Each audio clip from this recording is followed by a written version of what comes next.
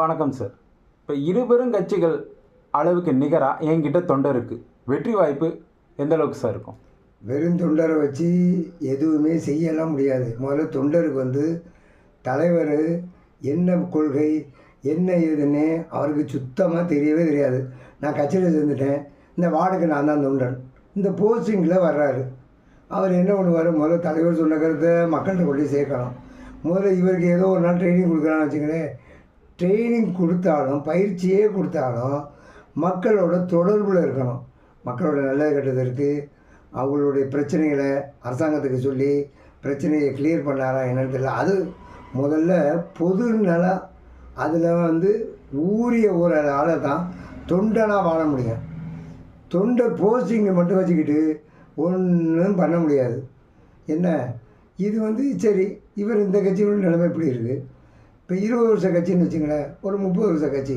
அவங்க முன்னாடியே ஒவ்வொரு வீட்டை பற்றி தெரியும்.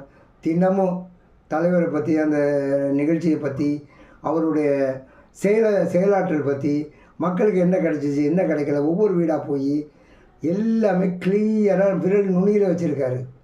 அதனால் அவர் என்ன திட்டம் போட்டாலும் உடனே மக்கள் கூட சேர்த்துருவார். மக்களோட கருத்துவை தலைவர்கிட்டையும் சேர்த்துடுவார். இதை தினமும் செஞ்சுக்கிட்டுருக்காரு. 365 நாள் 5 வருஷமாக செய்கிறாங்கன்னு வச்சுக்கலேன். அது தொண்டன் ரைட்டு. அந்த தொண்டர் முடிஞ்சு போச்சு. இது பயணித்த தொண்டர். ஒரு பயணமும் இல்லை, போஸ்டிங் வாங்கியாச்சு, தொண்டர் அப்படின்னு வாங்கியாச்சு. தொண்டர் வாங்கிவிட்டு வீட்டில் படுத்துக்கிறதா ஒரு கதையும் நடக்காது. தலைவர் ஃபோட்டோ மட்டும் காமிச்சா போதும், மக்கள் ஓட்டு போட்டுருவாங்க அப்படின்னு ஒரு கற்பனையில் வாழ்ந்தால் கணக்கு தப்பாகவே போயிடும். செயலாற்றம் இருக்கணும். என் தலைவருங்க இதெல்லாம் செய்வார், ஸ்ட்ராங்கு. இதெல்லாம் ஒவ்வொருத்தரையும் தினமும் காலையில் நைட்டும், அதாவது பொது நலம் இருக்கணும், மக்கள் நலம் இருக்கணும். கட்சியில் தன் கட்சியை பற்றி மக்களுக்கு புரிய வைக்கணும்.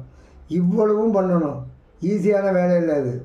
இதெல்லாம் புரியாமல் அதெல்லாம் தலைவர் ஃபோட்டோ காமிச்சா ஓட்டு போட்டுருவாங்க அப்படிங்கிறது எந்த வகையிலும் சாத்தியமே இல்லை.